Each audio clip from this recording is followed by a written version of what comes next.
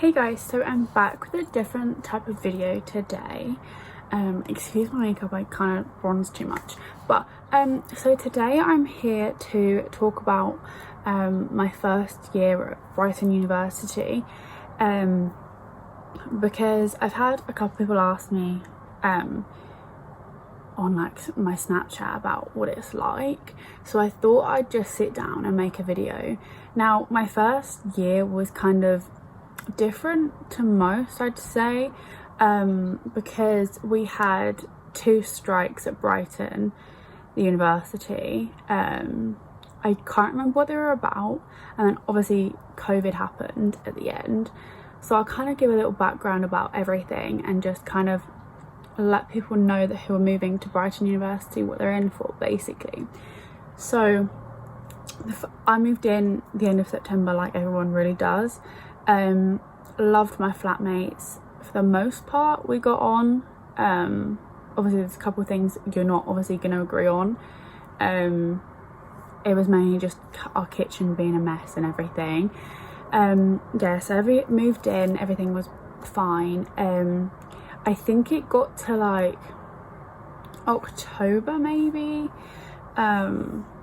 I think it was October when our first strike was, well, around then, and it was like 2 weeks, I think. Don't count me on that, but there was a strike and it did inconvenience us a lot, so that kind of like dampened the experience because we couldn't go to any lectures or anything, which was annoying. And then we got to, I think it was December, January time, we had another strike. So I'd finished, I think it was January.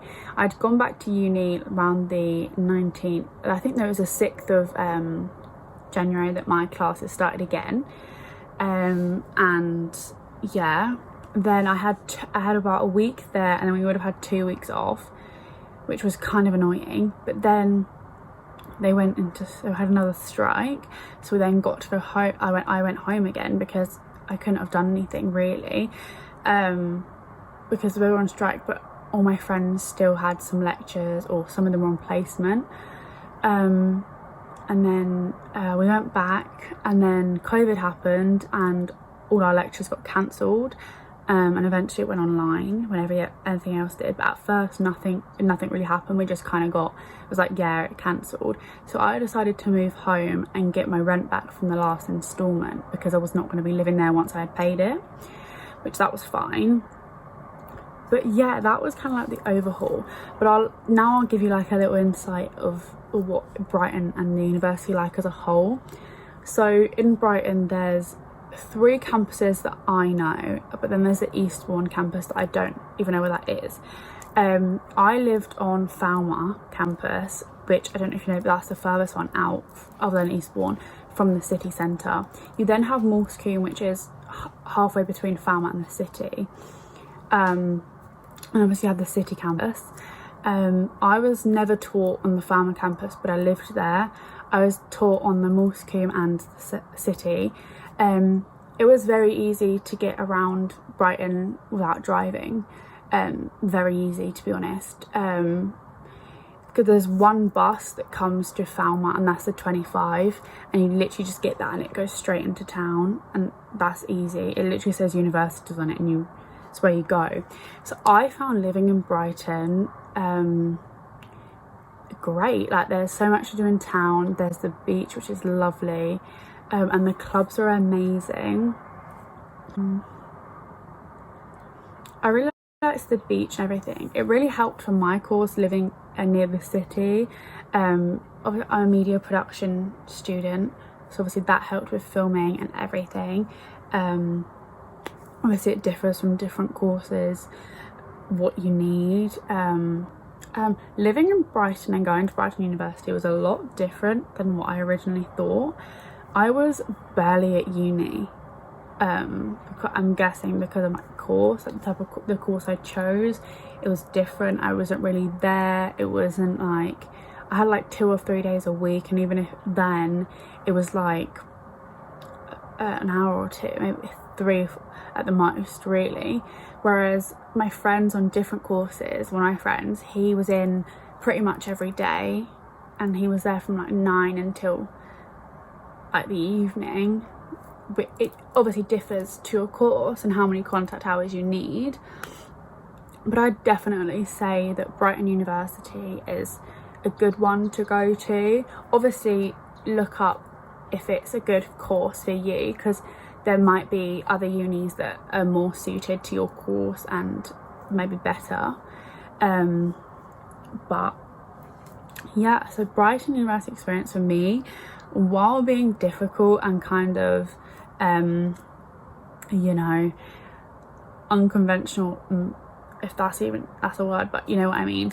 I still had a lot of fun, loved living in a flat, getting on with my flatmates made it even better. I would say when you move in to kind of like be wary of your flatmates for the first like week, trying to get to know them really, because we all got on for the first week, but then it was we kind of like got in each other's way when it came to like cooking, or we wouldn't clean up after ourselves, and you know, it just all happens. But I would say try and get on with your flatmates, but it's not 100% necessary to have a good time at uni to get on with your flatmates at all. See, I was catered. I didn't choose that, but I got given it, so yeah, so I didn't have to cook other than on the weekends, so that obviously helped a lot. But there's places in Brighton you can go food shopping and it really doesn't cost that much. Some of the meals, I'm a fussy eater, so some of the meals that were catered I didn't eat because I don't like a lot of foods, so I would cook myself a lot of the time. But I think most times I spent £20 a week maybe on food, maybe. That was snacking a lot as well. But I would say the first shop that you do when you first move in, whether you're catered or not, is gonna cost you a lot of money, because you obviously need stuff like ketchup and everything, but like stock up like tea bags, sugar, that you're not going to be buying every week, but you obviously buy it when you move in. So I think mine was probably like £40 or £50 when I first moved in, and then obviously it was a lot less than that every week. I would 100% say set a budget each week. I think mine was like 40, 50. It was 60 at first, but then I decided to save money, so I was down to like 40 or 50 a week. And there's a lot you can still do in Brighton for that. Clubbing entry ranges, at the price ranges a lot. You can get in somewhere for probably about £3 entry, and sometimes it's 10. It all depends on what clubs you go to, and you'll soon learn which clubs you like better. There's always going to be some clubs that you don't really like the music, you don't like the setup, you don't really like anything about it. Then there'll be clubs that you absolutely love. And buses run pretty well. Most buses will have a night bus with that version, so we'd get the 25, or if we were going into town, and then the N25 would then go back to our where we lived on the camp. It goes to the university campuses, which is good. Yeah, I forgot to mention there is another campus, but it's just a Halls campus, so it's not really necessary really, and that is Varley Park, and I think that takes the 24 into town. I didn't live there, but my friends did, so yeah. So I'd definitely say that Brighton University and Brighton as a whole is a very good place. It's a very social town. The beach is amazing, the pier is great. There's so many things to go out and do, so you're never really bored. They've got a glow in the dark mini golf that we love. There's so many different small restaurants that are amazing to go to, and the place as a whole, it's really good. So I'd say if you're definitely considering Brighton University, 100% go for it. I almost didn't go. I almost chose a different uni, but I'm so glad that I did choose it, and I now go there. I'm now going into my second year. Yeah, so thanks for watching this. If you even did, you know. Please like and subscribe if you did. I will leave my socials down below if you wanted to check me out on any of those, and I will see you again next time. Bye.